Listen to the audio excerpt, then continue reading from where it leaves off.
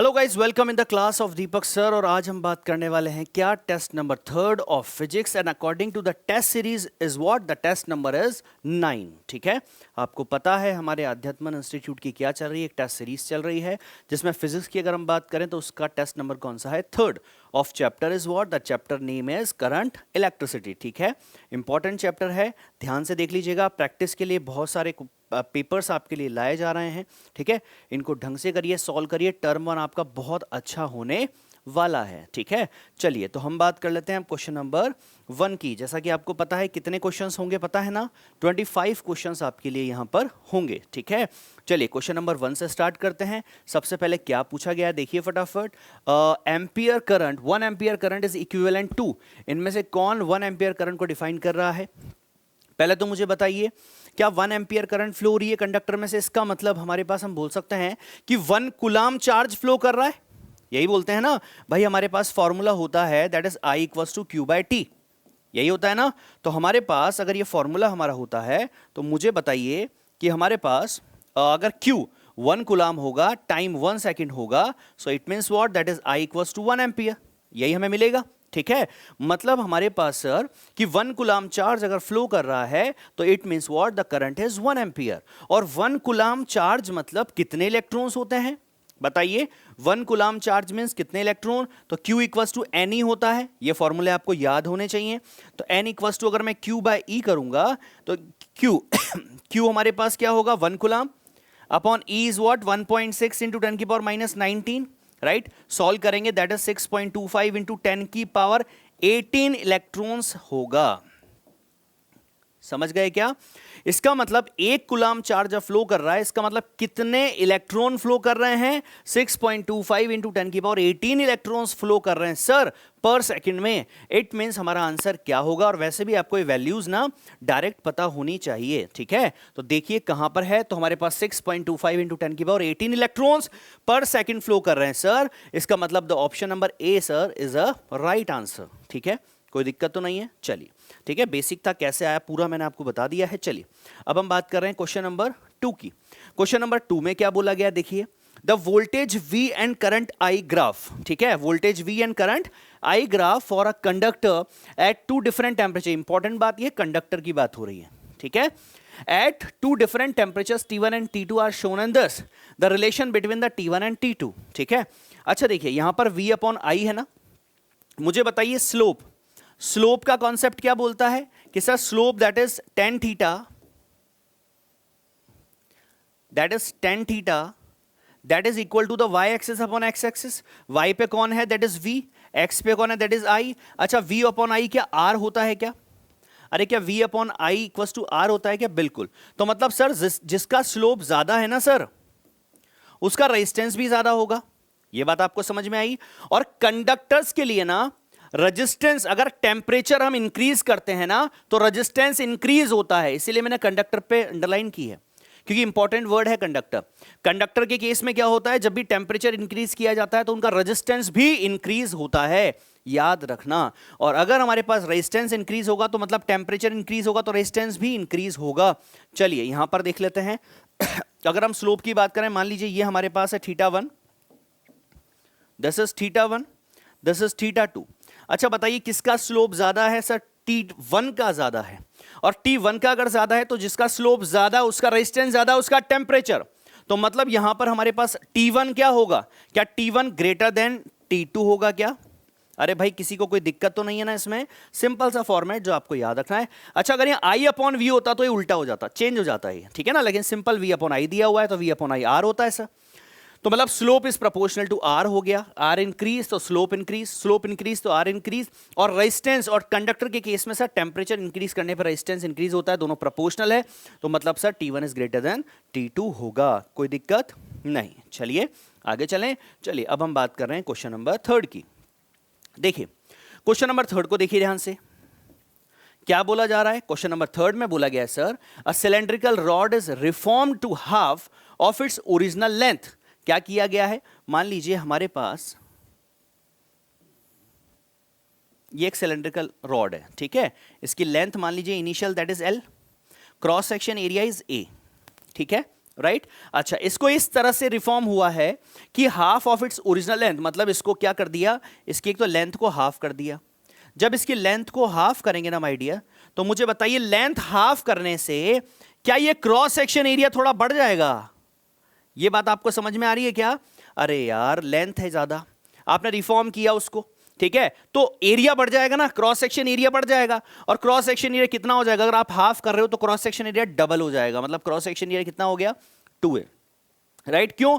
क्योंकि वॉल्यूम क्या रखा गया है? कांस्टेंट रखा गया है। वॉल्यूम कांस्टेंट रहेगा तो a into a1 L1 equal to हो जाएगा A2 L2। Volume equal to क्या होगा सिलेंडर, इसके लिए रॉड के लिए A1 L1 equal to L2 A2 L2, वहां से आप A2 की वैल्यू निकालोगे तो कितना आएगा? 2a। और वैसे भी याद रखो अगर आपने लेंथ को हाफ कर दिया तो क्रॉस सेक्शन एरिया डबल हो जाएगा, ठीक है ना? चलिए तो हमसे बोला गया है if its resistance before this change were R, मतलब हमें यह दिया गया है कि R इक्वल टू आपको पता है रो L अपॉन A होता है। अच्छा मटेरियल की बात नहीं की, मतलब रो तो फिक्स रहेगा, ठीक है। अच्छा इसको हम इक्वेशन नंबर 1 बोल देते हैं, राइट? नेक्स्ट देखिए हमारे पास, नेक्स्ट इसका रेजिस्टेंस की अगर हम बात करें तो R डैश मान लेते हैं। R इक्वल टू क्या हो जाएगा भाई? रो L अपॉन A। अच्छा रो, अच्छा L कितना हुआ है? L/2 अपॉन A, एरिया कितना हो गया? That is 2a, right? अच्छा रो L अपॉन A मुझे बताइए क्या होगा? क्या रो L अपॉन A हमारे पास R होता है? तो मतलब सर हमारा जो आंसर आया है ना सर, वो आया है that is R dash equals to R/4। मिला ना? कोई दिक्कत? अरे सिंपल तरीके से जब भी कहीं पर ऐसे चेंज किए जाते हैं ना, दो इक्वेशन बनाइए और कंपेयर कर दीजिए, ठीक है ना? आप चाहो तो डिवाइड भी कर सकते हो, आराम से आंसर मिल जाएगा, ठीक है? वरना इसी में ढूंढ लोगे तो तुरंत मिल जाएगा। तो rho L upon A is what? That is R, तो R dash equals to R/4। देखिए कहां है? So sir option number B is the right answer. Okay, this question is complete. Okay, now we are going on the next question. The next question is what? That is a very very important question. ठीक है, बच्चों को नहीं आता है इसका मतलब star लगा देते हैं, ठीक है ना? कुछ बच्चे कर पाते हैं, रेशियो जो होता है, रेशियो नहीं आने का ज्यादा होता है, ठीक है ना? तो चलिए क्या करना है देखिए। सबसे पहले the current density very with radial distance small r as j equals to AR square. j is what? j is the current density, ये करंट डेंसिटी का सिंबल है, that is AR square in a cylindrical wire of radius r, ठीक है? The current passing through the wire between radial distance r/3 to r/2। अब देखिए इस question को बच्चा स्टार्ट तो करता है, देखिए हमारे पास current density that is j equals to I upon A, right? अच्छा हमारे पास यहां पर चीजें वेरिएबल है, क्योंकि j वेरिएबल है तो हम लिख सकते हैं that is j equals to that is di/dA। जब चीजें वेरिएबल होती तो हम ऐसा लिख सकते हैं ना, ठीक है? अच्छा यहां से मेरे पास आया di इक्वल्स टू j/dA आया। अच्छा मुझे क्या चाहिए? मुझे चाहिए I, करंट डेंसिटी, और हमें चाहिए क्या? देखिए एक बार द करंट, बिल्कुल सही, हमें करंट चाहिए, तो करंट मतलब I चाहिए। अच्छा क्या करें इसका इंटीग्रेशन? ओके, तो di का तो I होगा, राइट? यहां पर बताइए, यहां पर क्या आपको j दिया है क्या? हाँ सर हमें j दिया है। j कितना दिया है? AR स्क्वायर, यही दिया है। इसके आगे हमारे पास क्या चल रहा है? dA। अब बच्चों को जो प्रॉब्लम आती है वो यहां तक भी कुछ स्टूडेंट्स कर लेते हैं, प्रॉब्लम आती है यहां। अब कुछ बच्चे क्या करते हैं, डायरेक्ट एरिया रख देते हैं that is pi R square, और उनका गलत हो जाता है, ठीक है ना? Cross section area. अब यहां DA है बेसिकली, तो आपको DA को क्या करना है? थोड़ा चेंज करना है। कैसे करना है देखिए, क्या आपको पता है इसके लिए A इक्वल्स टू क्या पाई R स्क्वायर होगा क्या? Cross section area that is pi R square होता है। अरे भाई अगर मेरे पास रॉड है तो this area pi R square होगा, ठीक? हमें A नहीं चाहिए, हमें DA चाहिए। अच्छा अगर मैं इसका डिफरेंशिएशन करूं तो ध्यान से देखिए that is DA equals to pi. अच्छा इसका करूंगा तो क्या हो जाएगा? R की पावर n, मतलब x की पावर n का क्या होता है? nx n-1, तो दैट इज 2r, तो हो गया। अब आगे क्या बचा? dr, right? ये पता है आपको, ठीक है? अच्छा अगर नीचे दिया होता है विद रेस्पेक्ट टू तो आप इजीली कर लेते हैं, अगर इस तरह का दिया हुआ है तो समझ गए कैसे करना है, ठीक है? अच्छा तो मतलब हमारे पास कंप्लीट DA की वैल्यू आ गई है सर। इसको हम कहां पुट कर देते हैं? इसको हम इसमें पुट करते हैं। जैसे हम पुट करेंगे देखते हैं क्या मिलता है। That is I equals to that is A R square, DA हमारे पास कितना आया है? That is pi into 2R dr, यही मिला है, ठीक है? चलिए आगे चलते हैं। देखिए तो I इक्वल्स टू हमारे पास आया, जो कांस्टेंट है उसको हम बाहर निकाल लेते हैं, 2 पाई और A, ठीक है? तो 2 पाई और A हमारे पास कांस्टेंट है, बाहर हमने ले लिया, अंदर क्या बचा? That is R square and R that is R cube dr। यही बचाना, और कुछ तो मिस नहीं है? बिल्कुल सर, और कुछ मिस नहीं है। अब देखिए, अब ये आराम से आप कन्वर्ट इसको, अब आप इसको सॉल्व कर सकते हैं। अच्छा, जो चेंजेस हो रहे हैं वो कैसे हो रहे हैं, तो कहां से कहां तक लिमिट क्या लगेगी, r/3 से लेके r/2 तक, ठीक है। थोड़ा सा और सॉल्व कर देते हैं। r इक्वल्स टू आया दैट इज 2πa, राइट। अच्छा, r क्यूब का इंटीग्रेशन क्या होगा, क्या r क्यूब का इंटीग्रेशन होगा, मतलब x की पावर n का इंटीग्रेशन x की पावर n+1 अपॉन n+1, तो यहां पर क्या हो जाएगा, तो यहां पर होगा सर दैट इज r की पावर 3+1 मतलब r4 अपॉन 4, यही होगा ना। और अपॉन 4 जो है मैं उसको यहां ले लेता हूं, ठीक है, यही होगा, राइट, दिस r की पावर 4, ये जो नीचे 4 था वो हमने बाहर ले लिया। यहां पर क्या होगा, that is r/3 to r/2, यही है ना, ठीक। अच्छा, अब क्या करना है, अब इसके बाद सर हमें सॉल्व करना है, और सॉल्व करना तो अब तुम्हें आता है ना भाई। चलिए एक स्टेप और मैं आगे बढ़ा देता हूं। हमारे पास मिला दैट इज, तो i इक्वल्स टू आया दैट इज πa/2 दिस। एक बार इसमें क्या रखना है, अपर लिमिट रखनी है, तो स्मॉल r की जगह कैपिटल r/2 रखना है, तो r/2 की पावर 4 माइनस लोअर लिमिट रखनी है, लोअर कितनी, r/3, तो दैट इज r/3 की पावर 4, यही करते हैं ना, राइट। यहां तक बात समझ में आई। क्या रखते हैं, एक बार अपर लिमिट रखी माइनस, फिर लोअर लिमिट रख दी, ठीक है। तो बेटा अब इसको जब आप सॉल्व करेंगे ना, अब ये आपको सॉल्व करना है, और जैसे ही आप इसको सॉल्व करेंगे, ठीक है, हमारे पास फाइनली क्या मिल जाएगा, हमारे पास फाइनली मिल जाएगा that is 65, that is πa/r4 upon what, that is 2592, ठीक है। सॉल्व कर लीजिएगा, सॉल्व करने पर आंसर हमें यही मिलेगा। जो मेन प्रॉब्लम है ना, देखिए ये तो आप सॉल्व कर ही लेंगे, मेन प्रॉब्लम है ये, बच्चों को जो परेशान करता है ना वो ये करता है, ये सॉल्व करना बच्चों को नहीं आता है, कैसे यहाँ पहुँचना है, और अगर जिसको आ गया वो इसको डेफिनेटली सॉल्व कर लेगा, ठीक है। तो ये क्वेश्चन कंप्लीट है, अच्छा क्वेश्चन था, नोट कर लीजिएगा इसको, ठीक है। This question number 4। अब हम आते हैं कहाँ, क्वेश्चन नंबर 5 पर। क्वेश्चन नंबर 5 क्या बोल रहा है, देखिए क्वेश्चन नंबर 5 में बोला गया है a charge particle having the drift velocity, क्या दिया है, ड्रिफ्ट वेलोसिटी हमें दी है कितनी, 7.5 इंटू 10⁻⁻4 मीटर पर सेकेंड, ठीक है। In electric field, electric field कितना दिया है, that electric field is given as that is 3 into 10⁻10 volt per metre, ठीक है। कैलकुलेट क्या करना है, मोबिलिटी। देखिए किसी भी टेस्ट को, मैं मेरे ही सब्जेक्ट की बात नहीं कर रहा हूं, किसी भी जो टेस्ट यहां पर चल रही है, टेस्ट सीरीज के अंदर जो टेस्ट चल रहे हैं ना, उससे पहले एक बार चैप्टर को जरूर पढ़ लीजिएगा, क्योंकि चैप्टर को पढ़ोगे, फॉर्मूला ग्रिप में होगा, फॉर्मूला याद होगा, तभी तो आसानी होगी ना यार, ठीक है ना। यहां पर क्योंकि पूरे कॉन्सेप्ट आपको नहीं सिखाए जाएंगे, आपको केवल क्या किया, आपने क्वेश्चन देखा, उस क्वेश्चन से रिलेटेड कॉन्सेप्ट सिखाया और तुरंत चले गए, ठीक है। तो चलिए, तो मोबिलिटी क्या होती है बताइए, तो मोबिलिटी होती है VD अपॉन E, राइट। अच्छा, VD कितना दिया है, VD is the 7.5 into 10⁻⁻4 upon E कितना है, that is 3 into 10⁻⁻10, right. That is 7.5 upon 3 into 10⁻⁻4 plus 10, right, 7.5 upon 3, right, that is 10⁻6, यही आया, कोई दिक्कत नहीं, ठीक है। चलिए बताइए क्या हो जाएगा, तो हमारे पास हो जाएगा सर, ये इससे कैंसिल होगा, तो दैट इज 2.5 इंटू 10⁻6, ठीक है। और यूनिट हमारे पास क्या हो जाएगी, इसको डिवाइड कर दीजिए, वो हमारे पास यूनिट आ जाएगी, ठीक है। तो that is metre square, this और दिस, ठीक है। तो हमारा आंसर हो जाएगा ऑप्शन नंबर बी। और किसी में मिला क्या, नहीं मिला sir, option number B is the correct answer, ठीक है। चलिए आगे चलें। अरे सिंपल फॉर्मूला लगाना था, कैलकुलेशन करनी थी, टफ नहीं है, इजी है, ठीक है। Question number 5 complete. अब हम आते हैं किस पर, क्वेश्चन नंबर 6 पर। चलिए क्वेश्चन नंबर 6 में क्या दिया है देखते हैं फटाफट। तो टू कॉपर वायर्स, ठीक है, same copper wires of length L and 2L have radius R and 2R respectively. What is the ratio of their specific resistance? Specific resistance का मतलब resistivity होता है ना, बिल्कुल। तो हमें रजिस्टिविटी का रेशो चाहिए, ठीक है। अब देखिए रजिस्टिविटी का रेशो हम कैलकुलेट कर लें, यहां पर क्या दिए हैं, कॉपर वायर दिए हैं। और इंपॉर्टेंट बात यह है कि बच्चा क्या करता है, डायरेक्ट सॉल्व करने लग जाता है, ठीक है। पहले R1 के लिए सब स्टार्टिंग वाली इक्वेशन बनाता है, फिर रेडियस को डबल कर दिया, लेंथ को डबल कर दिया, वो इक्वेशन बनाता है। चलिए बनाता हूं, देखो मैं बताता हूं आपको। रो इक्वल्स टू होता है RA अपॉन L, इक्वेशन 1, ठीक है, रो 1। इसी तरह रो 2 क्या हो जाएगा, दैट इज A हमारे पास क्या होगा, वही पाई आर स्क्वायर, तो हमारे पास डबल कर दिया तो पाई आर स्क्वायर, ये लो, ठीक है। ये पाई R2 स्क्वायर हो जाएगा अपॉन L, लेंथ को कितना कर दिया, डबल, तो R2 कितना हो जाएगा, दैट इज 2R, तो that is 4R square upon 2L, यही करता है, ठीक है। दिस, तो यहां पर R आर स्क्वायर, ठीक है, पाई आर स्क्वायर अपॉन एल, तो 2 से मल्टीप्लाई हो गया तो रो टू इक्वल्स टू बोलता है बच्चा सर 2 दिस, मतलब अगर हम रो वन अपॉन रो टू की बात करें तो 1/2 आंसर होना चाहिए, ठीक है।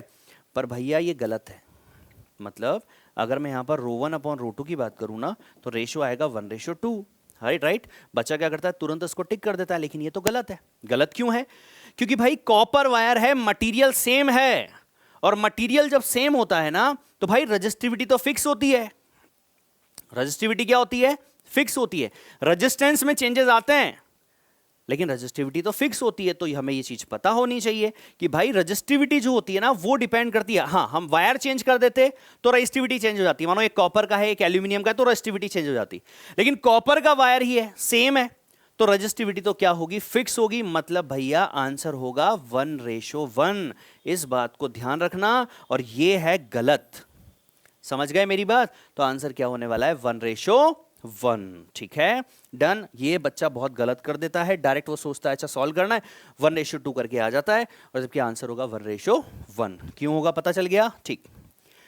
नेक्स्ट हम बात कर लेते हैं किसकी? क्वेश्चन नंबर 7 की। क्वेश्चन नंबर 7 क्या बोल रहा है? The resistance of the wire in the platinum resistance thermometer at ice point is 5 ohm and at steam point is 5.25 ohm. When the thermometer is inserted in an unknown hot bath, its resistance is found to be 5.5 ohm. The temperature of the hot bath is, पहले question को ध्यान से पढ़िए, समझने की कोशिश कीजिए question क्या बोल रहा है, मैं समझाता हूँ, ठीक है। देखिए क्वेश्चन में बोला जा रहा है, सबसे पहले आपने क्या किया, थर्मामीटर को लिया, सबसे पहले कहाँ है वो? आइस में। आइस में जब है तो बताइए मुझे इनिशियल टेम्परेचर कितना है। मतलब ये पूरा क्वेश्चन ना 2 पार्ट में डिवाइड हो गया। 2 पार्ट में कैसे? देखिए पहला हमारे पास इनिशियल टेम्परेचर जो है T0, ठीक है, T0 बोलते हैं हम लोग, राइट, या आप कैपिटल टी से बोल देते हैं, T0 इनिशियल टेम्परेचर। वो कितना है मुझे बताइए? वो हमारे पास है कितना? 0 डिग्री। क्यों? क्योंकि हम कहाँ हैं? आइस में। फिर वो कहाँ लेके जा रहा है? स्टीम पॉइंट, और स्टीम पॉइंट की मतलब हो गया हमारे पास that is T. T equals to कितना होगा? 100 डिग्री सेंटीग्रेड, ये होता है स्टीम का मतलब, ठीक है। अच्छा, दोनों के रेजिस्टेंस भी दे रखे हैं सर। आर नॉट हमें गिवन है कितना? That is R nought is what? That is 5 ohm. अच्छा, आर कितना गिवन है? आर इज 5.25 ओम, ठीक है, यहां तक डन, ओके। अब उसने क्या कर दिया? When the thermometer is inserted in an unknown hot bath, its resistance is found to be 5.5 ohm. अब उसने क्या किया? उसने स्टीम पॉइंट की जगह कहां रखा उसको? एक हॉट बाथ में। हॉट बाथ में रखने पे क्या होगा? देखिए इनिशियल टेम्परेचर जो है उसमें तो किसी तरह का कोई चेंज नहीं है, वो तो 0 डिग्री है, ठीक है। अब आइस से कहां ले गया? वो हॉट बाथ में। जब हॉट बाथ में लेके गया तो टी की वैल्यू चेंज हो गई, और टी की वैल्यू चेंज हो गई तो वही निकालनी है, मतलब टी निकालना है, ठीक है, कि जब आप लेके गए तो टेम्परेचर में चेंज कितना आया। अच्छा, टी नॉट पता है क्या आपको? टी नॉट पता है? बिल्कुल सर, हमें दे रखा है आर नॉट कितना? आर नॉट दे रखा है, मतलब टी नॉट पर रेजिस्टेंस कितना गिवन है? 5 ओम, क्वेश्चन में दिया है। और बताइए जब हम हॉट बाथ में लेके गए तो रेजिस्टेंस पे कितना फर्क पड़ा? दैट इज 5 पॉइंट, मतलब सर आर जो है दैट इज 5.5 ओम, ठीक है, राइट। यहां तक भी क्लियर। अब हम टेम्परेचर, हम क्या करते हैं, हमारा रिलेशन याद करते हैं। क्या रिलेशन होता है? R equals to R nought 1 plus alpha T minus T not.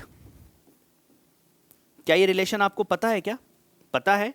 बिल्कुल, अगर पता है तो बहुत अच्छी बात है, नहीं पता तो याद रख लो, ठीक है। रेजिस्टेंस का टेम्परेचर के साथ रिलेशन। चलिए इसको क्या मैं ऐसे लिख सकता हूं क्या?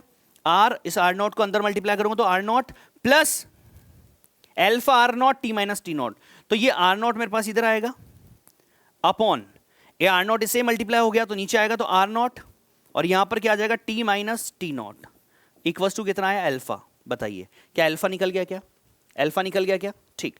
अच्छा, अल्फा निकल, वैल्यू हमें सब दे रखी है तो हम अल्फा निकाल सकते हैं आराम से इजीली, कोई दिक्कत नहीं है। अभी इसको रख दो इक्वेशन नंबर 1, राइट, सारी वैल्यू हमें गिवन है, हम निकालेंगे इसको अल्फा। इधर देखिए, इधर हम लगाएंगे, इधर हम सेम रिलेशन काम में लेंगे। R equals to R nought 1 plus alpha T minus T nought, same, right. अच्छा, यहां देखते हैं क्या होगा। बिल्कुल सर वही, आर माइनस आर नॉट। अच्छा, इसकी वैल्यू रख लेते हैं एक बार ताकि तुम कंफ्यूज नहीं हो। अच्छा, आर कितना है? आर है हमारे पास 5.25 माइनस कितना है? R that is R nought कितना है? 5 अपॉन आर नॉट कितना है? 5 that is T minus T nought, मतलब 100 माइनस 0 दैट इज 100, राइट, कोई दिक्कत नहीं, अल्फा, ठीक है। अच्छा, यहां पर देखिए, यहां पर भी सेम होगा, that is R nought that is T minus T nought, और टी नॉट कितना है, चलिए अभी मैं रख देता हूं, अभी बात करते हैं अल्फा, ठीक है। अच्छा आर कितना हुआ, दैट इज 5.5 माइनस इनिशियल कितना है 5 अपॉन इनिशियल कितना है that is 5, that is T minus T nought तो है 0 और टी कितना है टी, ये लीजिए इक्वल्स टू अल्फा। यहां तक बात क्लियर।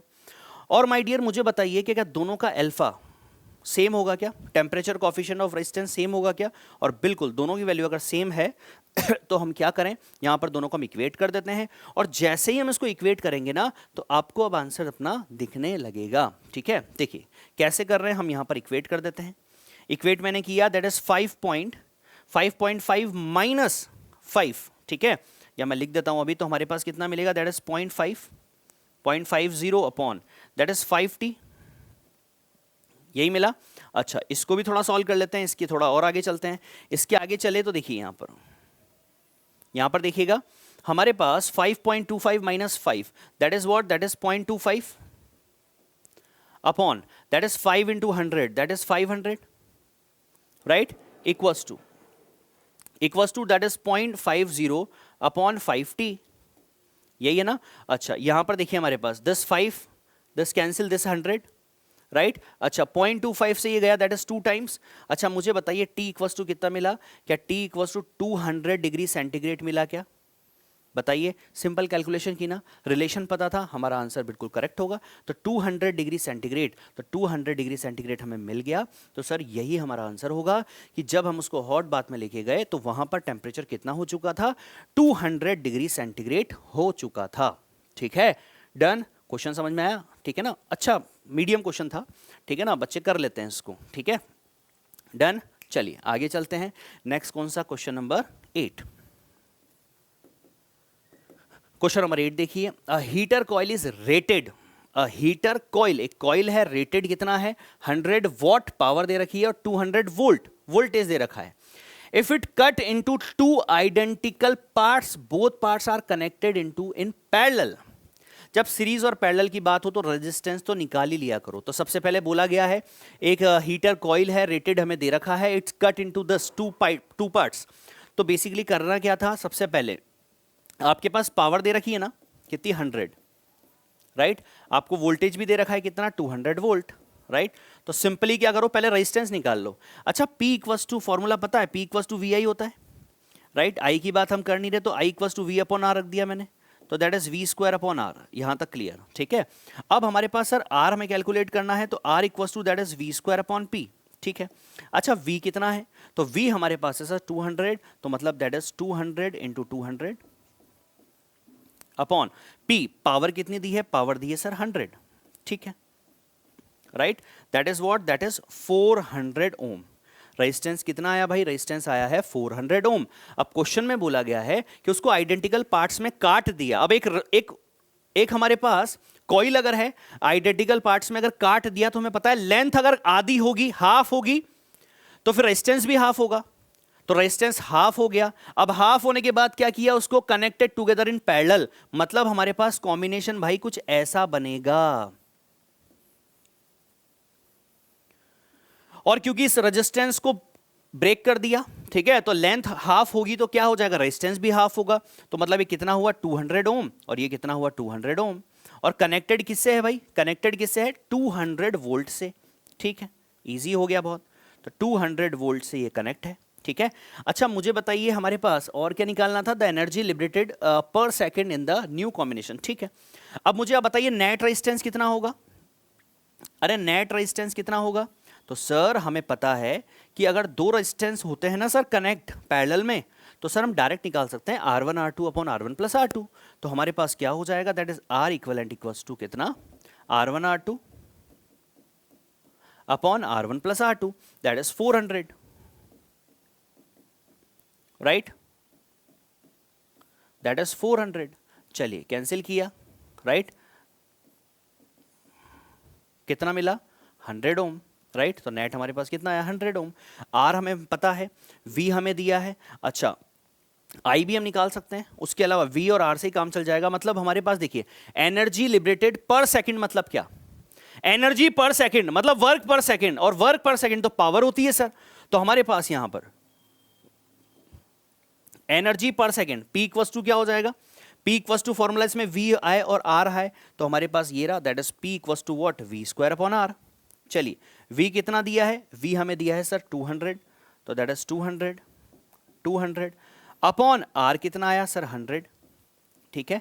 चलिए कैंसिल हो गया, तो भैया P कितना आया, दैट इज 400, ठीक है। 400 वॉट आप बोल सकते हैं या 400 जूल पर सेकंड बोल सकते हैं, एनर्जी लिबरेटेड पर सेकंड आप बोल सकते हैं, समझे। तो कहाँ है, तो सर हमारे पास आंसर यहाँ है। So answer is what, that is 400 joule, ठीक है। अगर आप वर्क पर टाइम में, और टाइम अगर 1 सेकंड है, तो बिल्कुल हमारा ऑप्शन क्या हो जाएगा, ऑप्शन नंबर डी।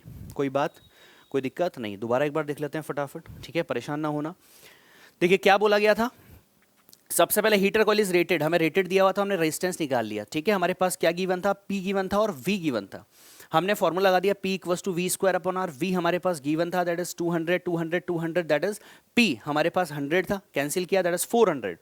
बोला कट किया, इसको कट करके इसको पैरेलल में कनेक्ट कर दिया, कट इनटू 2 आइडेंटिकल पार्ट्स, तो रेजिस्टेंस हाफ हो जाएगा, that is 200 right. That is इसको सॉल्व किया, दैट इज इक्विवेलेंट बनाया, that is 200 into 200 upon 200 plus 200, ठीक है। दैट इज सॉल्व किया, हमारे पास कितना मिल गया, दैट इज कैलकुलेशन की हमने, और 2 0 से 2 0 कैंसिल हुआ।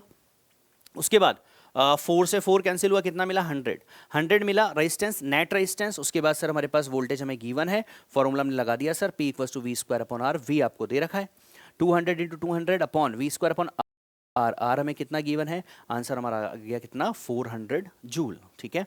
डन, आगे चलें। चलिए नेक्स्ट हम बात कर रहे हैं किसकी, क्वेश्चन नंबर 9 की। क्वेश्चन नंबर 9 को देख लीजिए। क्वेश्चन नंबर 9 में बोला गया है n resistors each of resistance R, n resistors हमारे पास हैं, ठीक है। ईच ऑफ रेजिस्टेंस R, सबका रेजिस्टेंस R है। First combine to maximum effective resistance. देखिए मैक्सिमम इफेक्टिव रेजिस्टेंस कब मिलता है, जब रजिस्टर सीरीज में लगे होते हैं, मतलब R plus R plus R plus R कितना हो जाएगा बताइए, तो R मैक्स, तो हमें मिलेगा कितना, R प्लस R n है तो कितना हो जाएगा, NR, ओके ठीक। And then combine to give the minimum effective resistance, और मिनिमम की अगर बात करें तो मिनिमम के लिए किस में लगाना होता है, पैरेलल में लगाना होता है। पैरेलल में लगाते हैं तो क्या करते हैं, 1 upon R equals to 1 upon R, 1 upon R plus 1 upon R plus 1 upon R, n upon R। तो R इक्वलेंट कितना हो जाएगा, R अपॉन n, तो मतलब R इक्वलेंट हमारे पास कितना मिला, R अपॉन n। पूछा गया है the ratio of the maximum resistance is, the ratio of the maximum resistance, ठीक है। तो हमारे पास देखिए यहां पर बेसिकली ना the ratio of maximum to minimum होगा, ठीक है। Maximum to minimum resistance is, तो मैक्सिमम टू मिनिमम में हम क्या करेंगे, तो मैक्सिमम टू मिनिमम, इसको हम इसी से ले लेते हैं, ठीक है।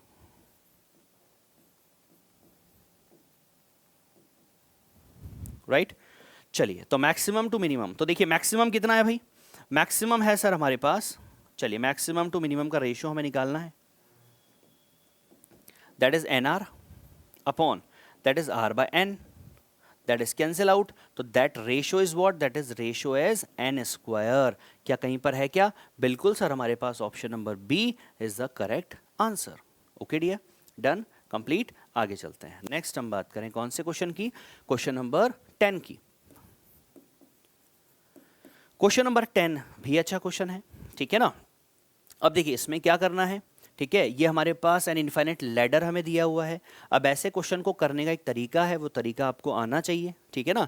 क्या करना है, देखिए सबसे पहले देखिए मिरर कहाँ से स्टार्ट हो गया है, ये 1 ओम है, ये 2 ओम है, ये 1 ओम, ये 2 ओम, ये 1 और ये 2। तो हमें ऐसा लग रहा है कि सर अगर हम इस जगह की अगर हम बात करें तो ये पार्ट जो है सर, ये तो अब सारा बिल्कुल एज इट इज मिरर चल रहा है, यही होगा ना। तो देखिए जब ये सारा इसके आगे एज अ कॉपी हो रहा है, तो मुझे आप बताइए हम क्या इस पूरे को, भाई ये n तक है ना भाई, इसकी कोई लिमिट तो है नहीं, तो लिमिट नहीं है तो मुझे बताइए कि अगर हम समुद्र में से 1 लोटा अगर पानी निकाल लें तो क्या समुद्र पे कोई फर्क पड़ेगा क्या, नहीं पड़ेगा। तो मतलब हमारे पास इस पूरे नेटवर्क को हम क्या मान लेते हैं, R इक्विवेलेंट मान लेते हैं। क्या मान लेते हैं, R इक्विवेलेंट। तो देखिए तो यहां पर मैं इसको थोड़ा सा शॉर्ट कर रहा हूं, कैसे, तो मैंने ये डायग्राम कुछ ऐसा बना लिया, ये 1 ओम है, ये 2 ओम है, ठीक है। और यहां पर हमने क्या किया है, इस पूरे को कितना एज्यूम कर लिया है, R इक्विवेलेंट, ये लीजिए, ठीक है। ये 1 ओम है और ये 2 ओम है, ये वोल्टेज कितना है, बैटरी या सेल का 6 वोल्ट, ठीक है। अब आर इक्वलेंट हमने एज्यूम कर लिया, कर सकते हैं, क्योंकि सर इस पूरे लेटर में से इतना सा पार्ट हटाना मतलब बहुत बहुत स्मॉल पार्ट, तो ऑलमोस्ट वो आर इक्वलेंट ही होगा। चलिए अब बताइए आर इक्वलेंट और ये 2 किस में है, क्या ये दोनों पैरेलल में है क्या? और पैरेलल में हम अगर एक बनाएंगे तो कैसे बनाएंगे? ये तो 1 ओम है, राइट। अच्छा पैरेलल में जब एक बनाया जाता है तो हम क्या करते हैं, तो सर दोनों से नेट कैसे निकलेगा? That is R1 R2 upon R1 plus R2, मतलब R equivalent into 2 upon R equivalent plus 2, यही होगा ना, right. R1 R2 upon R1 plus R2, तो हमने आर इक्वलेंट निकाल लिया, मतलब ये दोनों हमने एक बना दिए। अब मुझे बताइए कि क्या हमारे पास ये दोनों मतलब 1 ओम और ये क्या हमारे पास सीरीज में है क्या? और जब ये दोनों हमारे पास सीरीज में होंगे तो मुझे बताइए नेट रेजिस्टेंस कैसे निकलेगा? तो नेट रेजिस्टेंस दोनों को ऐड करके निकलेगा, क्योंकि रेजिस्टर अगर सीरीज में होते हैं तो ऐड कर दिया जाता है उनको, ठीक है ना। तो यहां पर हमें दोनों को ऐड करना है, और जब दोनों को हम ऐड करेंगे तो बताइए इसका आंसर आर इक्विवेलेंट आएगा क्या? क्यों? क्योंकि सर इसको छोड़ने के बाद इसका पूरे का आंसर आर इक्विवेलेंट था, तो इसमें अगर हम 1 लोटा पानी मिला भी देंगे तो भी आंसर तो आर इक्विवेलेंट ही आएगा, मतलब इसको ऐड करने के बाद भी अब पूरे का आंसर आर इक्विवेलेंट ही होगा। मेरी बात समझ गए ना?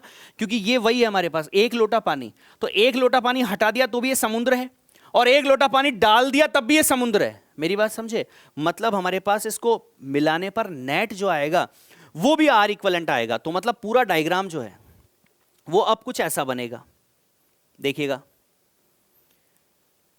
ये 6 वोल्ट, राइट, और यहां पर ये जो आएगा ये मिलेगा हमें आर इक्विवेलेंट, और इसको हम कैसे निकालते हैं? दोनों को ऐड करते हैं, तो हमारे पास आर इक्विवेलेंट इक्वल्स टू हम बोल सकते हैं दैट इज 1 प्लस, और ये कितना है? ये हमारे पास है sir 2 R equivalent upon 2 plus R equivalent, ठीक है।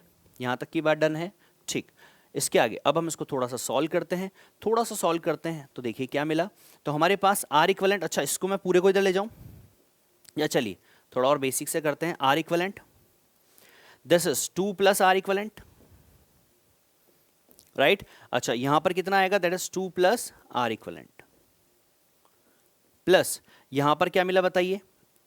यहां पर मिलेगा दैट इज 2 आर इक्विवेलेंट, यही हुआ, राइट। हम इसको इधर ले गए, कितना मिला? 2 R equivalent, that is plus R equivalent square, right, equals to what? That is 2 plus R equivalent plus that is 2 R equivalent, यही मिलेगा, ठीक है।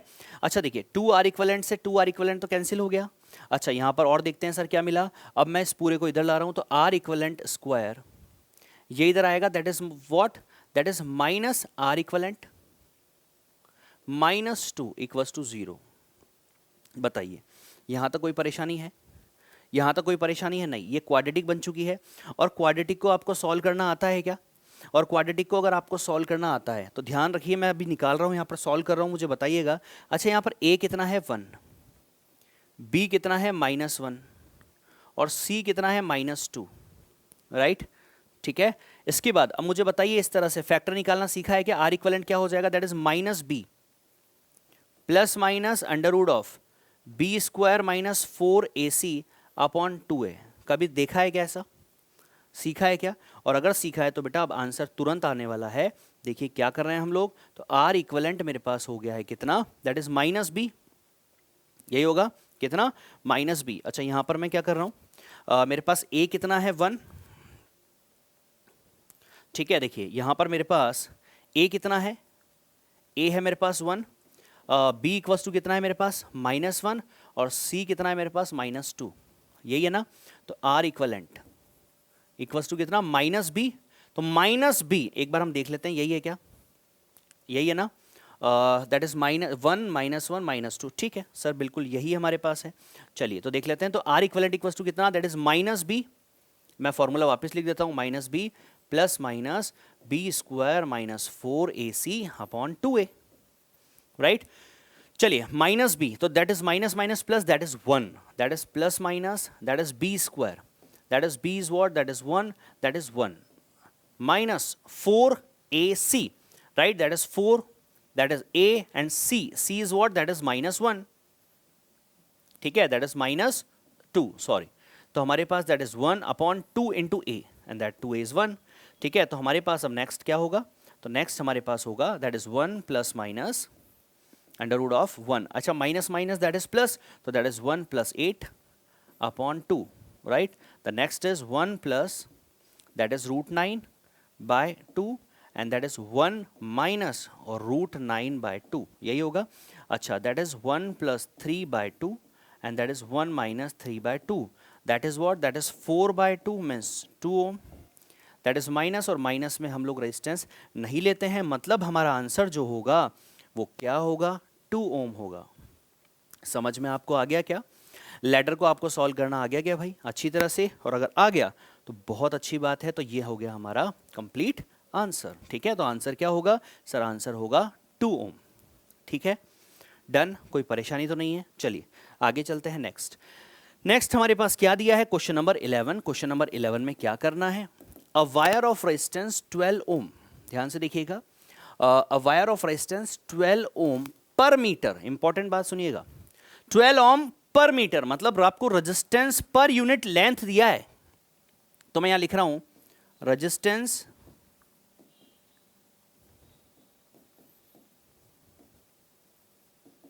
पर यूनिट लेंथ कितना दिया है, कितना दिया है 12 ओम, राइट। आगे क्या बोला जा रहा है, is bent to form a complete circle of radius 10 centimetre, आपको रेडियस दे दी इसकी, कितनी दी है 10 सेंटीमीटर, मतलब रेडियस हमारे पास 10 सेंटीमीटर है, तो that is R equals to that is 10/100, that is 0.1 metre. तो आर हमारे पास आ चुका है कितना, 0.1 मीटर, ठीक है। The resistance between its two diametrically opposite points A and B as shown in figure, ठीक है। मतलब हमें इनके बीच में क्या निकालना है, इक्विवेलेंट रेजिस्टेंस कैलकुलेट करना है, ठीक है। अब सबसे पहले तो हमें ये पता होना चाहिए कि इस कंप्लीट लेंथ पर रेजिस्टेंस कितना होगा, क्योंकि जो इस कंप्लीट रेजिस्टेंस पर लेंथ होगा उसका आधा होगा ऊपर और आधा हो रेजिस्टेंस होगा नीचे वाले का, मेरी बात समझे।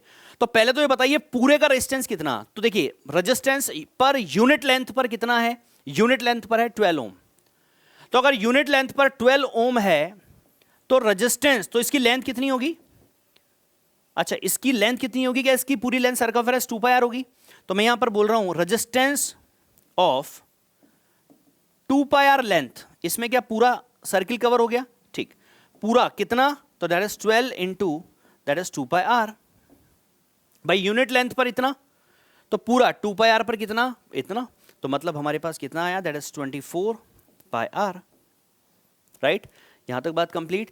अब इसके बाद और देखिए, अब ये तो पूरी का आया है, अब अगर पूरे का इतना रेजिस्टेंस है तो इसको जब इसने यहां पर हम देखें तो ये हाफ हाफ डिवाइड है, और हाफ हाफ डिवाइड है, तो लेंथ अगर आधी आधी होगी, हाफ होगी, तो रेजिस्टेंस भी हाफ होगा, क्योंकि हमें पता है सर लेंथ जितनी, तो लेंथ के प्रोपोर्शनल होता है, राइट। तो लेंथ को अगर आप हाफ कर दोगे तो रेजिस्टेंस भी हाफ हो जाएगा, तो ये कितना हो जाएगा भाई 12πr, और ये कितना 12πr, राइट। इसको आप सॉल्व भी कर सकते हो। इसके बाद अब हमें क्या करना है और बताइए, अब हमारे पास इनका नेट इक्विवेलेंट निकालना है। दो जब पैरेलल में होते हैं तो नेट इक्विवेलेंट कैसे होता है, आर इक्विवेलेंट इक्वल्स टू होता है sir R1 R2 upon R1 plus R2, तो दैट इज व्हाट 12πr, यही होगा। अच्छा एक आर से एक R cancel, right, that is pi to pi cancel, right, that 2 that is 6, तो दैट इज 6πr, राइट। अच्छा r कितना है guys, that is 6πr, r is what 0.1, that is solve हमने किया तो कितना मिलेगा, दैट इज 0.6 पाई, ठीक है। अच्छा r तो अब होगा नहीं, तो that is 0.6 pi is the correct answer. कहां मिल रहा है बताइए, कहां मिल रहा है सर, ऑप्शन नंबर डी में, और ऑप्शन नंबर डी में मिल रहा है, तो मतलब ऑप्शन नंबर डी होगा हमारा करेक्ट आंसर, ठीक है। Done, concept complete, question number 11 complete. चलिए अब चलते हैं क्वेश्चन नंबर 12 की तरफ। क्वेश्चन नंबर 12 में देखते हैं।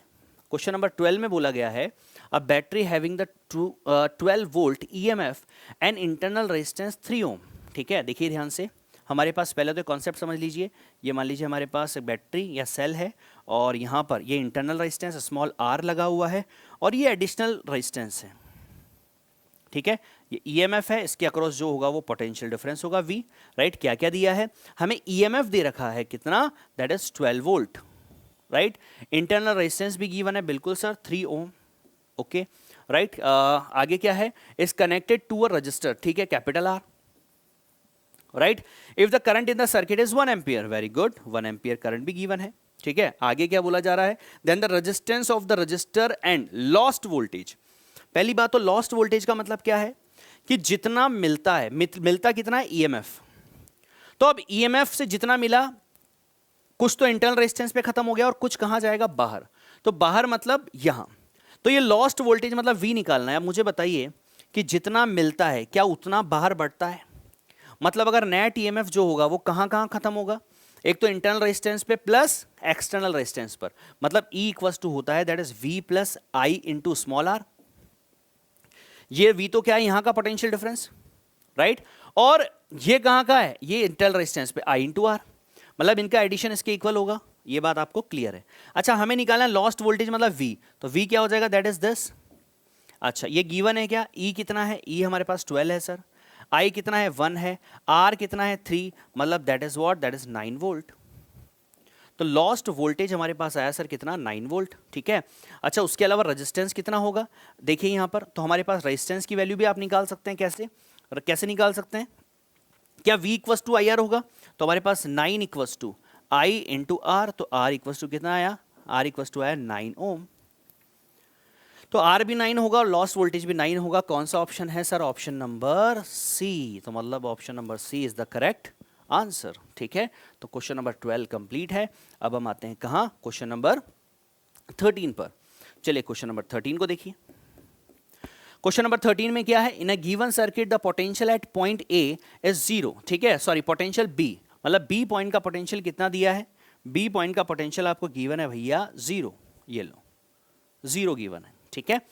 The potential at point A and D will be, A का और डी का निकालना है। सबसे पहले अगर मैं बात करूं ए और बी के बीच में, सबसे पहले मैं ए और बी के बीच में पोटेंशियल डिफरेंस निकालता हूं। देखो, तो इसका तो 0 है, तो पोटेंशियल डिफरेंस अगर मैं वी ए की बात करूं, तो वी ए और बी के बीच में अगर बात करूं तो क्या होगा, V A minus V B, right. Current flow रही कितनी, 2 एम्पियर, तो बताइए मुझे वी ए का पोटेंशियल कितना हो जाएगा, वी ए का पोटेंशियल कितना हो जाएगा, 4 वोल्ट। कैसे निकाला, इसका और इसका मिला के 0 होगा भाई, इसका पोटेंशियल 0 है, इसका पोटेंशियल निकालना है, तो इसका डिफरेंस हमारे पास, डिफरेंस निकालेंगे तो कितना आएगा, that is V A minus 0 equals to I R, I कितना हो रहा है 2 एम्पियर, रेजिस्टेंस कितना है 2, तो मतलब हमारे पास वी ए आ गया कितना 4 वोल्ट। मतलब इसमें से अगर हम 50-50 करें तो ये तो कट गए, ये लो, ये दोनों तो कट गए। अब बचे कौन से, that is first and D. आगे देखते हैं नेक्स्ट हमारे पास कहाँ निकालना है, नेक्स्ट हमें निकालना है डी पर, ठीक है, डी पर ध्यान से देखिएगा। अब हम बात कर रहे हैं किसकी, वापस से। अच्छा, मैं सी के बीच में भी बात कर लेता हूं। अगर मैं वी सी की बात करूं तो बताइए वी सी क्या हो जाएगा, इसका पोटेंशियल 0 है, वीसी का पोटेंशियल कितना होगा, तो दैट इज 3 इंटू 2, मतलब वीसी का पोटेंशियल कितना हो जाएगा 6 वोल्ट। लेकिन वीसी का तो हमें निकालना ही नहीं है, हमें निकालना है किसका, वीडी का। अब हमारे पास यहां पर है वीडी और यहां पर है वीसी, राइट। अब मुझे बताइए कि हमारे पास करंट इधर फ्लो हो रही है, करंट इधर फ्लो हो रही है, इसका मतलब इधर हमारे पास क्या होने वाला है, दैट हायर पोटेंशियल से हम लोअर पोटेंशियल की तरफ जा रहे हैं, ठीक है।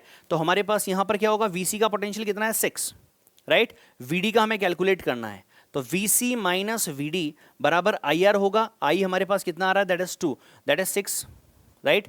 अच्छा, वीसी का आपको पता है क्या, बिल्कुल sir, VC that is 6 minus VD बराबर 6, तो दैट इज वीडी हमारे पास कितना आ जाएगा, देखिए तो हमारे पास इसका है 6 और यहां पर 3 वोल्ट हमारे पास क्या लगा हुआ है, सेल लगा हुआ है, सेल लगा हुआ है, तो हमारे पास Vc माइनस Vd और सेल हमारे पास जो लगा हुआ है कितने वोल्टेज का है, वो 3 वोल्ट का। तो दैट यहां पर मैं ऐसे बना सकता हूं क्या, देखिए दैट हायर लोअर बना सकता हूं क्या, और अगर मैंने ये बनाया तो मुझे बताइए ये 6 वोल्ट है और 6 माइनस कितना हुआ, 6 माइनस हमारे पास होगा 3, और 6 माइनस अगर 3 हो गया तो मुझे बताइए कि हमारे पास 6 माइनस 3 कितना, 3 होता है ना। अरे बात समझ रहे हैं क्या, देखिए करंट फ्लो रहा है इधर, करंट फ्लो हो रहा है इधर, इसका मतलब ये हायर है और ये लोअर है, हायर टू लोअर जा रहा है, तो पोटेंशियल इस तरह से बनेगा सिंबल, और ये सिंबल अपोजिट है तो दोनों अपोजिट है ना, तो अपोजिट क्या होगा 6 माइनस 3, और 6 माइनस 3 मतलब हमारे कहाँ मिल रहा है, दैट इज वीडी भी कितना होगा 3 वोल्ट, तो मतलब हमारा आंसर क्या हो जाएगा भाई, हमारा आंसर होगा दैट इज डी, ठीक है, डन। कैसे आया, मेरी बात समझ में आ गई क्या, सवश। ठीक है, तो ये हो गया हमारे पास complete, that is question number 13 भी। अब आते हैं हम कहाँ, क्वेश्चन नंबर 14 पर। क्वेश्चन नंबर 14 में क्या बोला गया है, क्वेश्चन नंबर 14 भी खुद में इंपॉर्टेंट है, ध्यान रखिएगा। ठीक है ना, कैसे कैसे क्या क्या करना है देखिए। क्वेश्चन नंबर 14 में बोला गया है in the circuit shown current flowing through 25 volt cell is. ठीक है, अब पहले इस अरेंजमेंट को ध्यान से देखिए, अरेंजमेंट को देखने पर आपको पता चलेगा कि सर ये सेल्स जो हैं इन्हें हमें सॉल्व करना आता है। ये जो पैटर्न दिख रहा है ना आपको यहां पर, ये इसको अगर मैं सॉल्व करूं तो इसका ई इक्विवेलेंट हम कैलकुलेट कर सकते हैं, और अगर इसका ई इक्विवेलेंट कैलकुलेट हो गया तब तो ये आपके लिए बहुत आसान हो जाएगा। ठीक है, देखिए कैसे करना है। देखिए सबसे पहले तो आप ये देखिए कि ज्यादा की वजह से, मतलब अपवर्ड डायरेक्शन में करंट जो है वो ज्यादा पावरफुल है क्या, मतलब यहां पर ये 10 वोल्ट दैट और दिस 20, मतलब ऊपर वाली डायरेक्शन में कितना हुआ 30, नीचे कितना हो रहा है दैट इज हमारे पास, दैट इज 30, दैट इज 5, हमारे पास कितना हो गया दैट इज 35। बात समझ में आ रही है ना। तो हमारे पास यहां पर अगर हम देखेंगे तो हमारे पास 35 और दिस इज 5, मतलब आप एक को प्लस लो और एक को माइनस लो, ये ध्यान रखना है। एक को क्या लेना है आपको पॉजिटिव और दूसरे को क्या लेना है आपको नेगेटिव लेना है, और एक को पॉजिटिव और दूसरे को नेगेटिव अगर लोगे आप, ठीक है ना। अच्छा यहां पर ना एक काम आप कर सकते हैं, वो क्या, चलिए ठीक है रहने दीजिए। तो हमारे पास हम क्या कर रहे हैं, ई इक्विवेलेंट निकाल रहे हैं। अब ई इक्विवेलेंट निकालने का तरीका सुनिए। ई इक्विवेलेंट निकालने का तरीका, ई इक्विवेलेंट निकालने का फॉर्मूला जो है वो ये है, that is E1 upon R1। ठीक है, इसको वाइट से ही ले लेते हैं, ज्यादा क्लियर आपको नजर आएगा। ठीक है, ई इक्विवेलेंट कैसे निकालें, E equivalent equals to that is E1 upon R1 plus E2 upon R2 plus E3 upon R3 plus E4 upon R4, right, upon that is 1 upon R1, 1 upon R2 plus 1 upon R3 plus 1 upon R4. This is the way to find the E equivalent when the combination is this. जब इस तरह का arrangement आपको मिलता है cell का parallel में, तो उस कंडीशन में आप E इक्विवेलेंट इस तरह से निकाल सकते हैं। पूरा आप डेरिवेशन भी कर सकते हैं, लेकिन कोई काम का नहीं है, फॉर्मूला आप सीधा ध्यान रखिए। ठीक है, चलिए हम इसको थोड़ा सा सॉल्व करते हैं। सॉल्व जब हम करने लगे इसको तो देखिए क्या मिलेगा, E1 अगर हम इसको पॉजिटिव ले रहे हैं तो फिर इसका अपोजिट वाला नेगेटिव होगा, ध्यान रखना। अगर ये हमारे पास पॉजिटिव है कितना, that is E1 that is 10, that is 10/5। अच्छा अब ये माइनस लेना है, that is minus, that is what, that is 5/10। ठीक है, इधर से देखते हैं, तो that is 10/5, that is minus 5/10, that is plus, that is 20/5, right, then this that is minus 30/11, minus 30/11। ठीक है, अच्छा इक्वल्स टू ये हो गया हमारे पास। इसके बाद 1 upon that is 1 upon 5 plus 1 upon 10 plus 1 upon 5 plus 1 upon 11। ठीक है, इसको हम बना लेंगे। इसको करने के बाद अब हमें क्या करना है, इसके बाद हमारे पास अब इसको सॉल्व करना है, और जैसे इसको सॉल्व करेंगे तो मुझे बताइए क्या हमारे पास ईएमएफ मिल जाएगा क्या, और अगर हमारे पास एक ईएमएफ मिल गया तो हमें निकालना क्या, करंट ना। तो हमारे पास जो ईएमएफ आएगा, क्योंकि हम इसको स्टैंडर्ड लेके चल रहे हैं, तो अब डायग्राम जो बनेगा वो कुछ ऐसा बनेगा। ठीक है, दिस और दिस। ठीक है, तो जो भी ईएमएफ हमारे पास आएगा उसका हम क्या करेंगे कि हमारे पास ये तो 25 वोल्ट है, ठीक है, तो दैट ज्यादा में से कम को माइनस कर देंगे और equals to I into R कर देंगे। आर इक्विवेलेंट भी हमारे पास आ ही जाएगा। आर इक्विवेलेंट तो आप निकाल ही लेंगे ना, 1 upon R plus 1 upon R2 plus 1 upon R3 plus 1 upon R4, तो 1 upon R equivalent equals to इतना आ जाएगा। ठीक है, सॉल्व कर लेंगे तो आर इक्विवेलेंट कर देंगे, तो मतलब ये आप निकाल लोगे आर इक्विवेलेंट और ई इक्विवेलेंट। ठीक है, तो आर इक्विवेलेंट ये भी निकल जाएगा। जैसे ही आप इसको सॉल्व करोगे इससे ई इक्विवेलेंट आएगा, आर इक्विवेलेंट का ये रहा फॉर्मूला, इससे आप आर इक्विवेलेंट निकाल लीजिएगा, और जैसे ही दोनों को सॉल्व करेंगे ना, सॉल्व करने के बाद हमारे पास आंसर मिलेगा कितना, 12 एम्पियर। कितना, 12 एम्पियर। डन इट, याद रहेगा, सॉल्व कर पाएंगे आप। कैलकुलेशन है, कैलकुलेशन आपको करनी है। तरीका जो था, मेन बात जो थी ना वो ये थी कि अगर हमारे पास सेल इस तरह से लगे हुए हैं पैरेलल में, तो आप उसको कैसे सॉल्व करना है। आर ई इक्विवेलेंट का फॉर्मूला क्या था, वो है मेन बात। ठीक है, डन, आप कर पाएंगे। चलिए तो सॉल्व कर लीजिएगा इसको, अगर कोई डाउट हो तो पूछ लीजिएगा। ठीक है, नेक्स्ट हमारे पास क्वेश्चन नंबर 15। चलिए क्वेश्चन नंबर 15 की बात करते हैं। क्वेश्चन नंबर 15 में क्या बोला गया है, अ पोटेंशियोमीटर वायर, इंपॉर्टेंट है ध्यान रखिएगा, अ potentiometer wire of length 200 centimetre, मतलब हमें इस पोटेंशियोमीटर वायर की लेंथ दी हुई है, कितनी दी है, कितनी दी है, 200 सेंटीमीटर, ठीक है।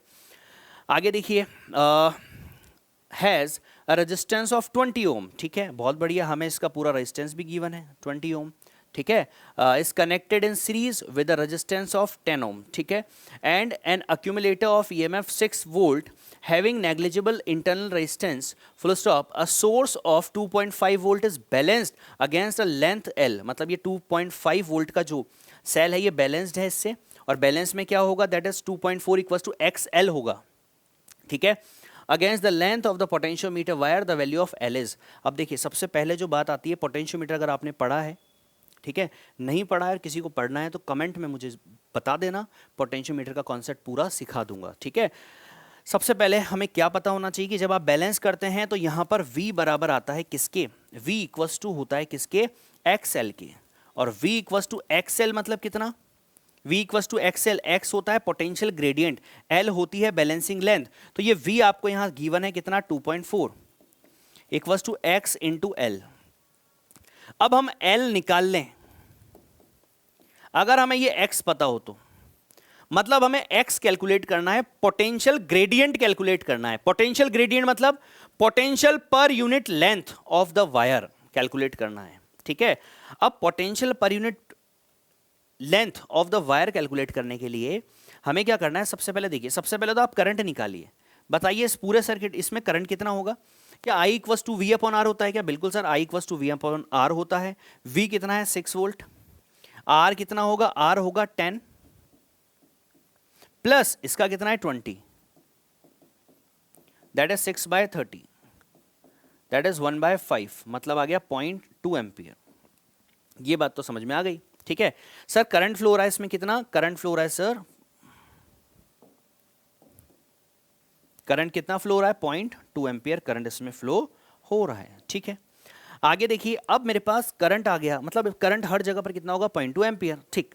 अब हमें जो कैलकुलेट करना है वो कैलकुलेट करना है कि इस पूरे जो ये लेंथ है ना, कितनी 200 सेंटीमीटर लेंथ जो है, इसका पोटेंशियल डिफरेंस कितना होगा, तो मुझे बताइए VAB मतलब पूरे वायर का potential difference, V equals to IR, I कितना है 0.2, R कितना है इस वायर का 20,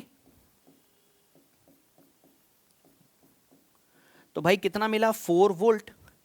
तो हमें यह पता चल गया कि सर इस वायर पर पोटेंशियल का ड्रॉप कितना हुआ, 4 वोल्ट।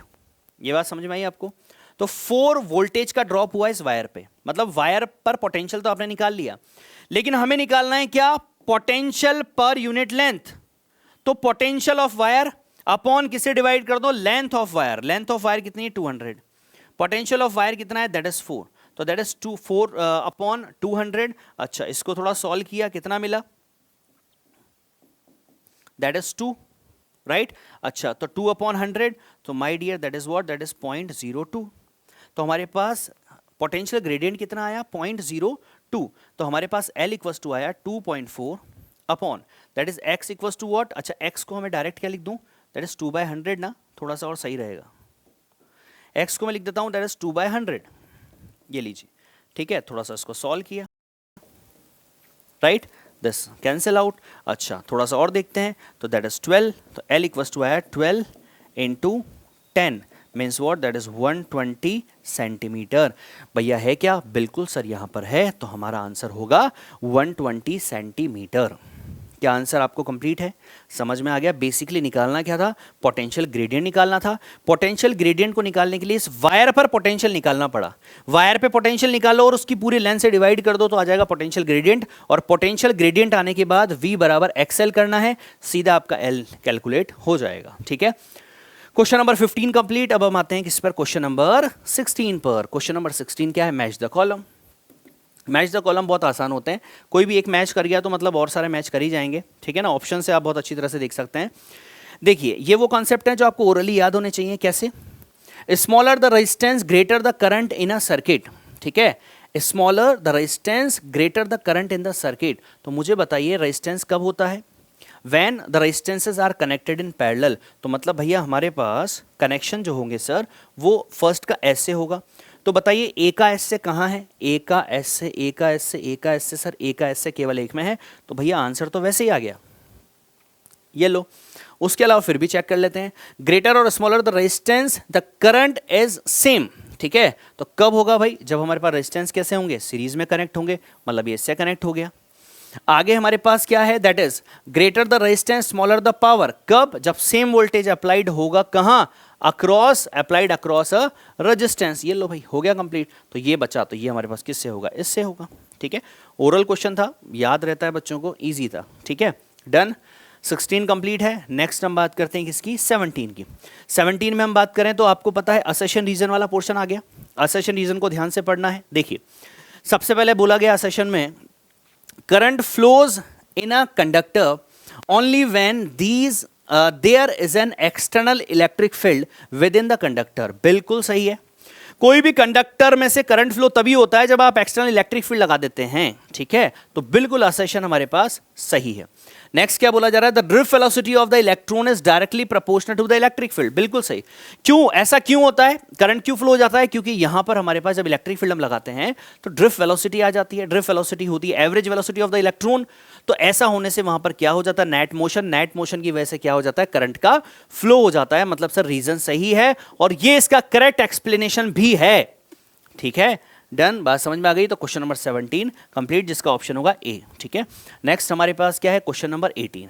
क्वेश्चन नंबर 18 में क्या है, assertion the resistance of the conductor decrease when the increase in cross section area. देखिए रेजिस्टेंस, देखिए क्रॉस सेक्शन एरिया बढ़ा देंगे, क्रॉस सेक्शन एरिया ज्यादा तो इलेक्ट्रॉन आराम से जाएंगे, इलेक्ट्रॉन आराम से जाएंगे मतलब रेजिस्टेंस कम होगा। तो यही बोल रहा है कि बिल्कुल हमारे पास resistance of the conductor decrease होगा, कब, जब क्रॉस सेक्शन एरिया आप बढ़ा देंगे, ठीक है, सही है। रीजन में क्या है, on increasing the cross section area of the conductors more current will flow through the conductor. बिल्कुल सही है, ठीक है। तो मतलब भैया इसका ऑप्शन भी क्या होगा, ऑप्शन नंबर ए, बिल्कुल हमारे पास करेक्ट एक्सप्लेनेशन है किसका, असर्शन का, ठीक है। नेक्स्ट बात कर लेते हैं, नेक्स्ट क्या है, तो नेक्स्ट हमारे पास है कि insulators do not allow flow of current through them, ठीक है। सेकेंड रीजन क्या है, insulators have no free electron charge carriers. बहुत बढ़िया, ठीक है, इंसुलेटर्स के पास फ्री इलेक्ट्रॉन्स नहीं होते हैं, इसलिए उसमें करंट का फ्लो नहीं होता है। तो भैया दोनों सही है, मतलब इसका भी यार, ये तो मजे आ गए, तीनों में ए हो गया, ठीक है। तो ये हमारे पास इसका भी ऑप्शन क्या होगा, ए होगा, क्योंकि ये करेक्ट एक्सप्लेनेशन है।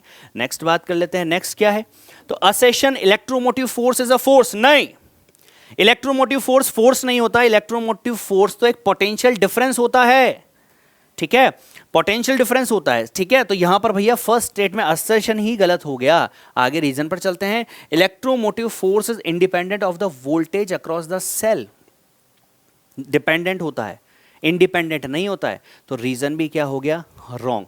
तो मतलब हमारे पास दोनों क्या है, गलत, मतलब क्या होगा, असर्शन इज फॉल्ट बस, बट रीजन इज ट्रू। अच्छा एक मिनट रुकिए, हमारे पास ऑप्शन नंबर दोनों फॉल्स है ना, एक मिनट करेक्ट दोबारा पढ़ लेते हैं एक बार। Electromotive force is independent of the voltage across the cell, ठीक है, वोल्टेज अक्रॉस द सेल, हाँ सही है यार। देखिए इलेक्ट्रोमोटिव फोर्स जो हमारे पास होता है उसमें बेसिकली होता क्या है कि उस इलेक्ट्रोमोटिव फोर्स तो टोटल पोटेंशियल डिफरेंस है ना, जो हर जगह बटेगा, ठीक है। तो हमारे पास एक्स्ट्रा पोटेंशियल जो भी आपके कहीं ड्रॉप होगा तो वो ईएमएफ के अंदर से ही तो होगा।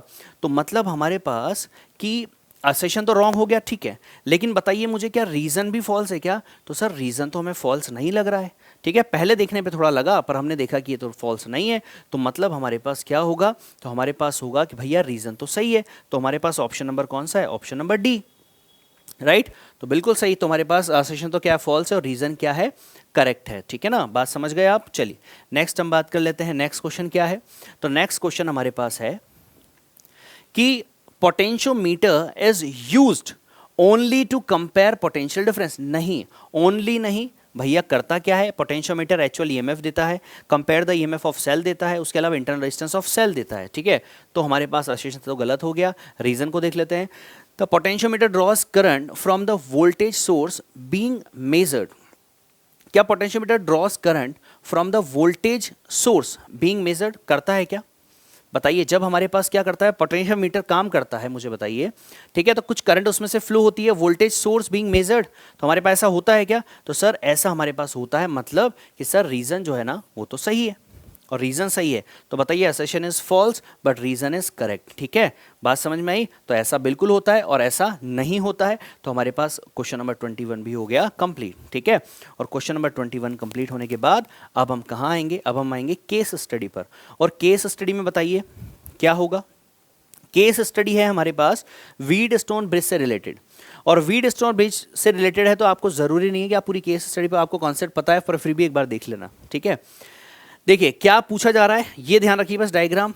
ठीक है, this I2, this R1 resistance है, R2 है, R3 है और R4 है। ठीक है, चलिए अब क्या क्या पूछा जा रहा है देखिए। तो हमसे पूछा जा रहा है फर्स्ट कि Wheatstone bridge can help determine the resistance of known resistance, unknown resistance, both A and B and none of these. देखिए अगर कोई नोन रेजिस्टेंस है तो यार उसकी भी तो वैल्यू कैलकुलेट कर ही सकते हो ना तुम अननोन से। ठीक है ना, तो नोन को अननोन मान के भी कर सकते हो। तो मतलब इसमें अगर केवल ये नहीं होता ए एंड बी तो फिर आप क्या लिखते? तो फिर सॉरी, अगर इसमें नोन नहीं होता, क्या अननोन होता और दूसरे ऑप्शंस होते हैं, अननोन को टिक कर देते, लेकिन दोनों हैं तो हम दोनों को टिक करेंगे, तो ए एंड बी बोथ। ठीक है, नेक्स्ट क्या बोला जा रहा है? नेक्स्ट बोला गया है कि Kirchhoff junction law is consequence of conservation of. देखिए किरचॉफ फर्स्ट लॉ जो है, ठीक है ना, Kirchhoff current law, Kirchhoff junction law, उसमें किसकी बात आती है? उसमें किसको कंजर्व किया जाता है? चार्ज को। तो मतलब हमारे पास क्योंकि जितनी करंट आ रही है उतनी करंट जा रही है। ठीक है, तो मतलब किसका कंजर्वेशन होता है? चार्ज का कंजर्वेशन होता है। किसमें? क्वेश्चन नंबर 23 में। चलिए हम बात कर लेते हैं। ठीक है, हमारे पास नेक्स्ट क्या है? Which instrument is used as a null deflector in the Wheatstone bridge? हमें अच्छी तरह से पता है सर, गैल्वेनोमीटर काम में आता है। अरे भाई अगर जीरो है मतलब सर्किट में करंट फ्लो नहीं है, और अगर कुछ है तो वो घूमेगा। ठीक है, तो नल डिफ्लेक्शन में गैल्वेनोमीटर काम आता है। चलिए आगे चलते हैं। क्वेश्चन नंबर लास्ट हमारे पास क्या है? लास्ट को करने के लिए डायग्राम देखिए। तो यहां पर हमारे पास, अच्छा इसमें क्या बोला गया है? The value of x when the Wheatstone network is balanced. Balanced में क्या होगा? बैलेंस्ड में देखिए, बैलेंस्ड में होगा यहां पर करंट फ्लो नहीं होगा और यहां पर करंट फ्लो नहीं होगा, तो ये कट जाएगा। और बैलेंस कंडीशन का मतलब होता है दिस, अगर ये हमारे पास R2 है, ये R4 है, तो होगा R2 upon R4 equals to R1 upon R3। ठीक है, R2 upon R4 equals to R1 upon R3। चलिए इसको हम वहां लिख देते हैं, देखते हैं क्या होगा।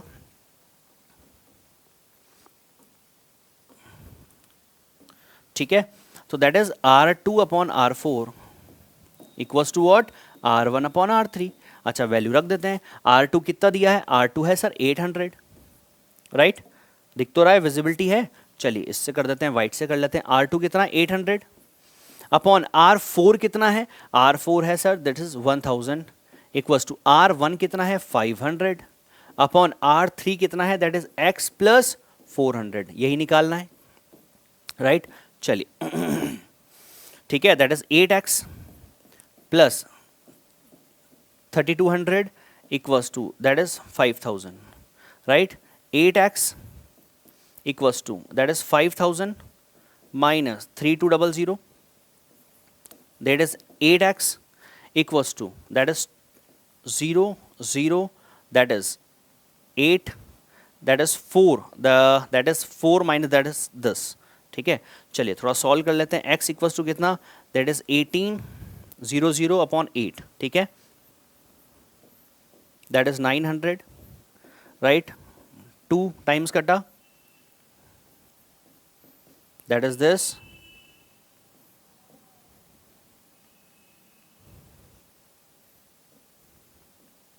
this 2 to 5। अच्छा है क्या कहीं पर? बिल्कुल सर 2 to 5 हमारे पास है। तो सर लास्ट जो आंसर था ना वो भी हमारा आ गया 2 to 5। हम अरे बड़ी सिंपल सी बात थी, बैलेंस कंडीशन लगानी है। बैलेंस कंडीशन क्या होती है? P upon Q equals to R upon S। याद रखिएगा कभी भी अगर हमारे पास इस तरह से मिलता है ये सिस्टम, ठीक है,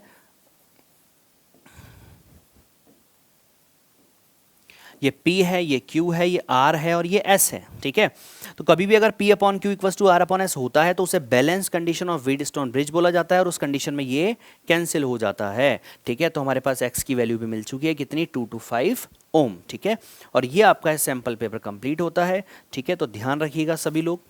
मेहनत करते रहिए, आगे बढ़ते रहिए, ठीक है। मिलते हैं नेक्स्ट वीडियो में। Okay guys.